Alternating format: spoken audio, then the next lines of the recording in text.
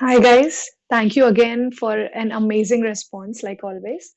I have answered all of your questions, so let's get directly into that. See, at the moment, although it's not required for you to take MBA coaching, MBA entrance coaching, but even if you want to take, it's okay enough that you have it as you have already joined it. But again, I would ask you to focus more on your curriculum of BBA rather than the coaching institute because that is what your priority is currently. And I would like you to have a good CGPA and percentage in your undergrad also.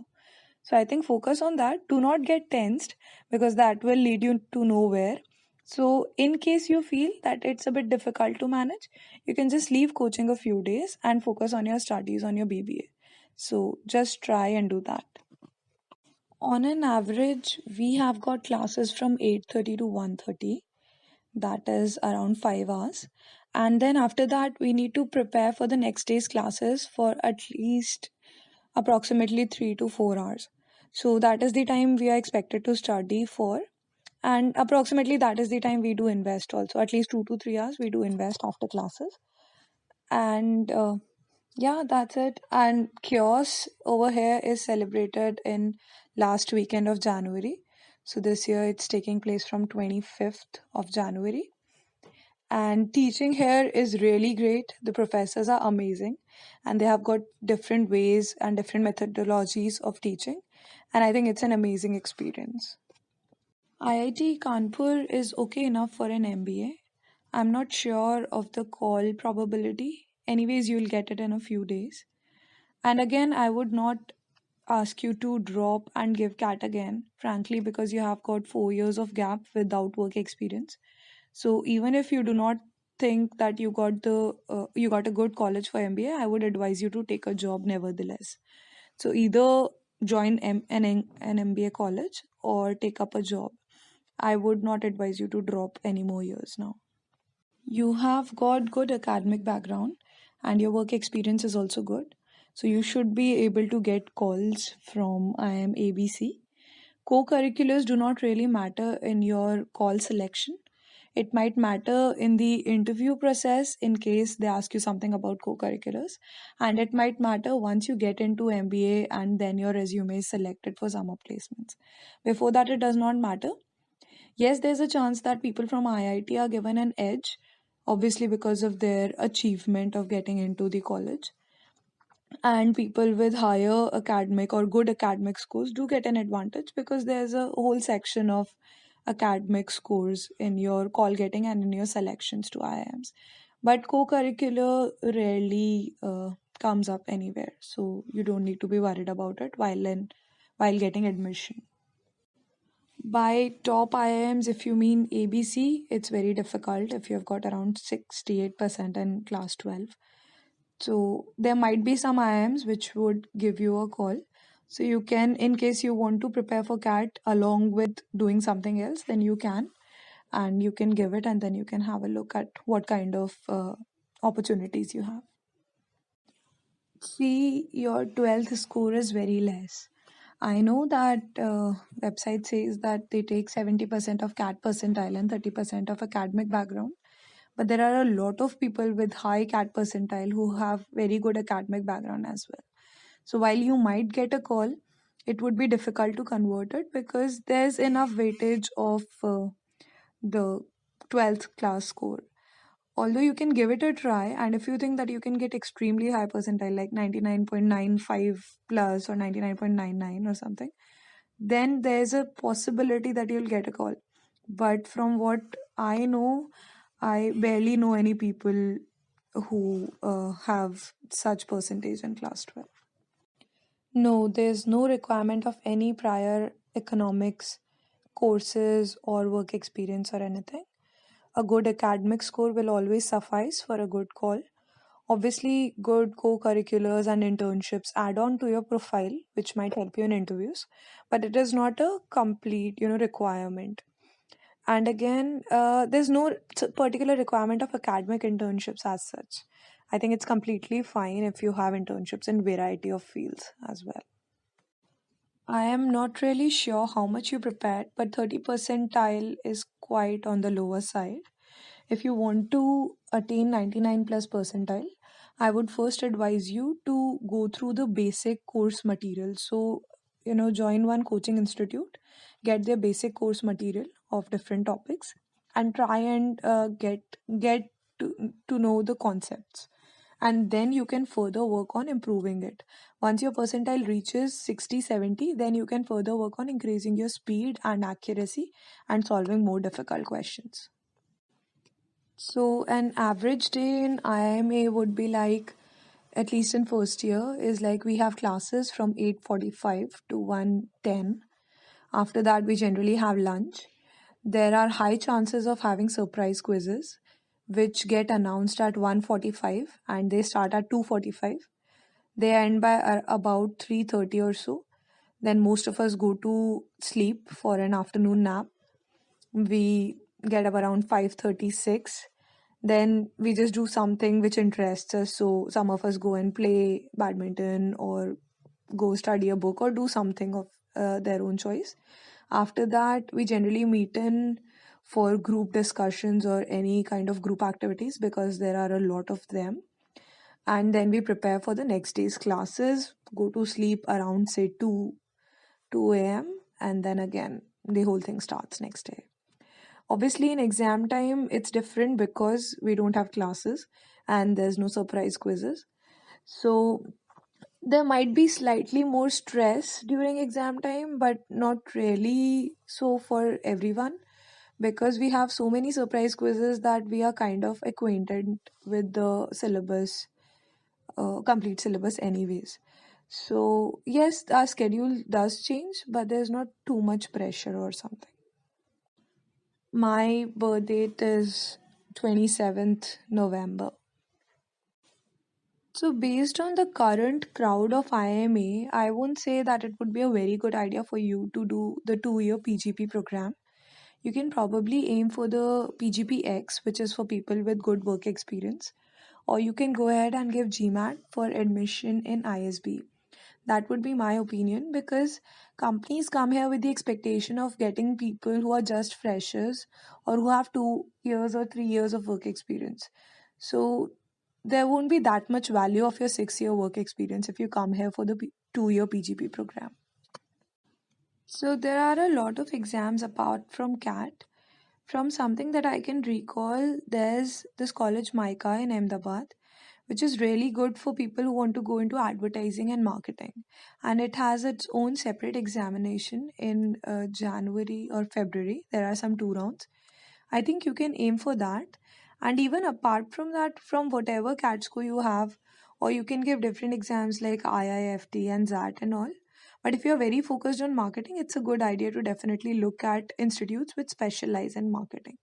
So have a look at these colleges and see what you can find. I am not very much aware of what colleges you might be able to get. I think it also depends on your academic background. I would advise you to apply to as many colleges as possible if you really want to do MBA this year. Or else, what you can think is some alternate career plan, like at least for this year. So, join some NGO or get some work experience. And if you think that you'll be able to score better, then you can probably give CAT again. Otherwise, my advice would only be to apply to as many colleges as you can and speak to your coaching institute or whatever faculty or mentor you have. Yes, 9 months is a good enough time to prepare for CAT wherever, like, doesn't really matter wherever you are in your preparation currently. But it definitely depends on the amount of time and the concentration you invest during your preparation. So do take care of that. And yeah, all the best. Thanks for that. So the different leadership roles that I have taken would be starting from IIT only. Over there, I was in the placement cell and I was there for 3 years. I started as a volunteer and I was one of the coordinators. Yeah, so placement basically involves you interacting with companies to ask them to come in for placements and then handling the whole process. Then again, I was also a part of our cultural festival organization committee. I took care of the international segment over there, wherein my role was mainly to go to embassies and ask them to send in their artists, whoever, like whatever, whichever was possible. And along with that, I just asked for some kind of their involvement in the fest. Over here in IIM currently, I'm a manager in the Forum for Industrial Interactions, where we have to get in projects, consulting projects from different companies to be done by students in IMA. So these are the different roles that I had. See, one can always just memorize formulae and get good with quant. English is something that takes a little bit more time. So, when you say you're not good in English, I think you should start with the basics. You should start reading a lot of books. Then you should try and start writing summaries of a few newspaper articles that you read. That way, you'll be able to articulate your own thoughts in English, which is very important. And then you should find someone with whom you can have a regular conversation in English. So that will kind of help you in instantaneously recalling the different words that you have learned and help your sentence correction and sentence construction as well. So these are the few things. It will take time, but this is how your language will become really good. The first thing that I like to say is that don't doubt your capabilities. There are many people who have left mathematics at class 10, but quantitative ability section is something wherein you, if you get the basics and if you do the right amount of practice, you will be able to crack it. The only hindrance that sometimes happens with non-science, non-math students is that they are very nervous.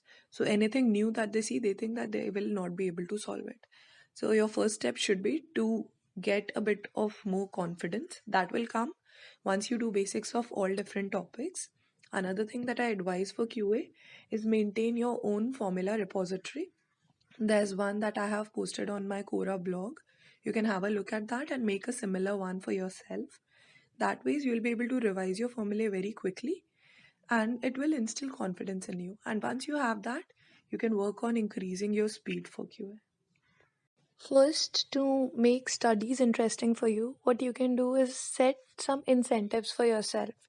So, what I did sometimes was if I study this particular topic, I'll play this game for 15 minutes or something of similar sort. So, whatever you find interesting, you can set an incentive based on that for yourself.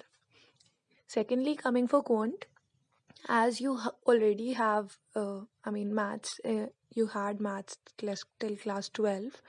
I think it should not be very difficult for you. I understand that somehow people who don't have maths in their undergrad lose some confidence, but I believe once you revise the concepts, you will be good to go. You just need to ensure that you don't get nervous about it. Then again, to yeah, to ensure that you really study hard for your CAT exam, it's it again depends on how your goal setting is. So I think you should fix a goal in your mind that I need to get into this college, and for that need a really good percentile. And once you have that completely in your mind, you will get intrinsic motivation to work towards it. And you can further it by introducing, say, weekly or daily goals for yourself. So when you have a proper goal in your mind, it becomes easier to work hard towards it.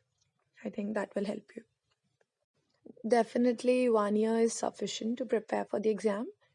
Again, as I said before, that it depends on the amount of time and the focus of your preparation. So, if you invest enough time daily and you really concentrate on the preparation, it will definitely be easier for you. Firstly, it depends on where you currently stand. So, if you think that you are not even able to solve two or three questions out of the 32, then you might need more time. But if you think that you are able to solve quite a few questions, and if you give proper preparation time daily and track your preparation and progress, I think you will be able to achieve a good percentile within the requisite time. Student exchange at IMA is something that I'm really looking forward to. So, the way it works is that we are given some score based on our academic profile and the extracurriculars that we participated in at IIMA. And based on that score, we will get a preference list. So, we can choose our own preference based on whatever ranking we have. then we'll get our the university that we are allotted. Although I'm not sure how much effort you put in your first attempt, but if you got 87 percentile, first thing is that you need to identify what section you are really lacking in and then work from basics in that particular section. Also, in your more stronger sections, I think you should aim at improving your speed and accuracy. So, when you're giving mocks or when you're preparing, just identify the percentage of marks you're getting and what is the accuracy you are getting. So, for accuracy, I would say that in VARC, your optimal accuracy is around 80 to 85. In LRDI, it should be above 95, and in Quant, it should be above 90. So, keep these metrics in mind, and then once you have this accuracy, you should go ahead and increase your speed. During internship, they look at your complete profile. So, first, they do a CV shortlist. They look at your complete profile, like what kind of extracurriculars you had, what kind of positions of responsibilities you have, and your internships, your work experience, your academic background. Once they are through with this, they then interact with you quite a few times to understand what kind of personality do you bring. Then in the interview, they could ask you different cases. They could ask you a profitability case, a market entry case. For me, there were two pricing cases that I was asked. Yes, I mean, it is a bit difficult, and it will become easier once you have practiced a lot of cases with different people, and then only you will have the kind of confidence that is required to crack that interview. So, the basic expectation is that they should have some good financial knowledge, of course, which generally reflects from candidates' resume. And in case it does not, then they are actually asked quite a few detailed financial questions. Apart from that, these companies also focus on your kind of profile and personality and whether it fits with the culture at IB. Yeah, obviously, I got to interact with a few people.